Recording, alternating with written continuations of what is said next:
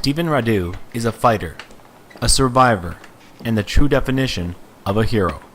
I really never would think I would be the one to get this. But when Stephen was diagnosed with cancer, life as a child would change pretty quick. Hardly remember a lot of it. Remember being scared, really scared. It all began in late October of 2006, when Stephen became very sick. Stephen was getting headaches and throwing up, and we went through the usual checks and got him glasses. We thought maybe his eyes were bugging him. Took him to the doctor 3-4 times, and so, we're okay, well, what is going on here? Because he's not getting any better. He slowly kind of slid worse and worse. On November 24th, the Radu family's life would never be the same. He woke up that morning, he just wasn't right. His tongue was swollen, his eyes weren't focusing. Taking no chances, Brenda rushed Stephen to the Lacombe Hospital.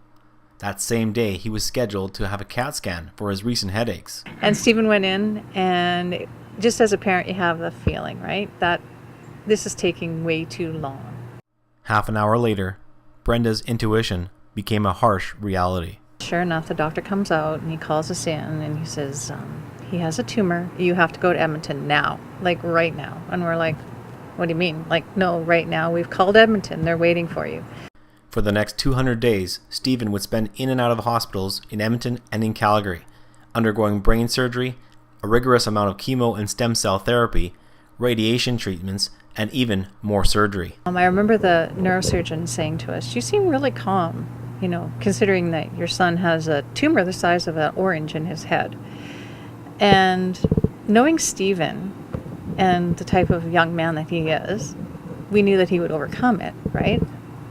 But you're also kind of just blind because you don't know what to expect. Brenda and Richard would never expect that the result of Stephen's surgery would leave him without any of his motor skills or the sound of his voice. Well, for me, that was probably the hardest part of the whole thing. The treatment was horrendous, right? It's putting poison in your child, but you got to do what you got to do.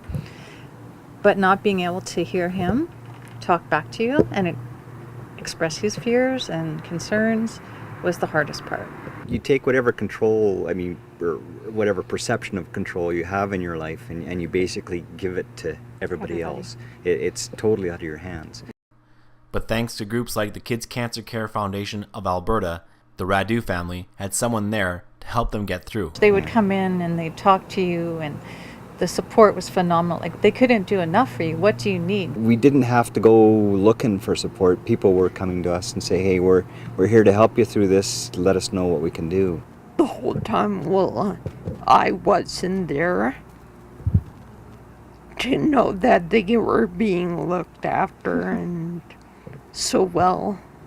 Yeah. People were awesome. Stephen is now free of any treatments and continues to undergo checkups every 6 months. That's basically all we do. That's all we do, yeah. Good. Awesome. Yeah. That's awesome. Go on living. Yeah. The money raised from Build a Kid to Cure and Golf a Kid to Cure continues to go towards research and development, the same research that has saved thousands of lives today. The cure rate has gone, from 20% up to 80% in the last 30, 40 years, and that's because of money filtered into research. Stephen and his family are very thankful for that. And to see him today, it's truly an inspiration. What he's come through, they never thought he'd walk again, and he's dancing. He rode in one of our bike tours, Tour for Kids, and to see him cross that finish line, I don't think there was one single dry eye. Thanks to the KCCFA, it has not only given kids like Stephen a new lease on life, but a chance to be a kid again, thanks to its camps. My major thing is it's so nice to be in an environment that surrounds you with people exactly like you, and you don't have to worry about explaining yourself. We walk together, never forget. Just thank you. Thank you. Thank you. Thank you for all your support. Thank you guys so much. It's just amazing. Words can't express the support that you gave us, whether you know it or not. Yeah. but we'll be forever grateful. Forever grateful. We walk together.